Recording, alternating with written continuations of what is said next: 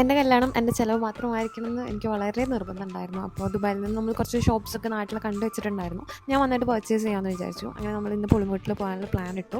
Totally 3 flower girls ഉണ്ട്. എൻ്റെ വീട്ടിലൊരാളും 2 പേര് ഗ്രൂമിൻ്റെ സൈഡിൽ നിന്ന്. അപ്പോൾ അവർക്ക് മെയിനായിട്ട് എടുക്കാൻ വേണ്ടിയിട്ടാണ് ഇന്ന് നമ്മൾ പോകുന്നത്. ഓൾറെഡി എൻ്റെ മൈൻഡിൽ ഒരു സ്കെച്ച് ഉണ്ടായിരുന്നു. കളർ ഏതെടുക്കുന്ന ഒരു കൺഫ്യൂഷൻ ഉണ്ടായിരുന്നു. ലൈക്ക് പൗഡർ ബ്ലൂ വേണോ വൈറ്റ് വേണോ എന്ന്. അവസാനം നമ്മൾ വൈറ്റ് തന്നെ ഇട്ടു. ഞാൻ എല്ലാത്തിൻ്റെയും ഔട്ട്പുട്ട് ഇതിൻ്റെ ഒപ്പം തന്നെ കൊടുക്കും കേട്ടോ. ഔട്ട് അടിപൊളിയായിരുന്നു, ഒത്തിരി പേർക്ക് ഇഷ്ടമായി. നെക്സ്റ്റ് നമ്മൾ എടുക്കാൻ പോയത് ബിത്രോതലിനെ.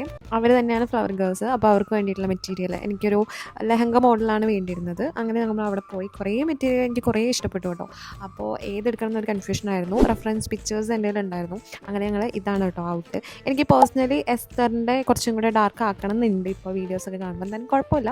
ആഫ്റ്റർ ദാറ്റ് എനിക്കൊരു അനാർക്കലി സ്റ്റിച്ച് ചെയ്യണം എന്നുണ്ടായിരുന്നു. അപ്പോൾ എൻ്റെ ഫ്രണ്ട് തന്നെയാണ് ഇതെല്ലാം ചെയ്യുന്നത്. അവൾ വളരെ ബ്യൂട്ടിഫുള്ളായിട്ട് ചെയ്തു തന്നു. എനിക്ക് അബീനെ റിസീവ് ചെയ്യാൻ പോകുന്ന ടൈമിൽ ഇടാൻ വേണ്ടിയിട്ടായിരുന്നു. ഞങ്ങളുടെ അവിടെ ഒരു നന്ദേട്ടൻ്റെ ജ്യൂസ് കടയുണ്ട്. അവിടുത്തെ ചിക്കു എൻ്റെ ഫേവറേറ്റ് ആണ്. അപ്പോൾ ഞാൻ ഇവർ രണ്ടുപേരും കൊണ്ടിട്ട് അങ്ങോട്ട് പോവാണ്.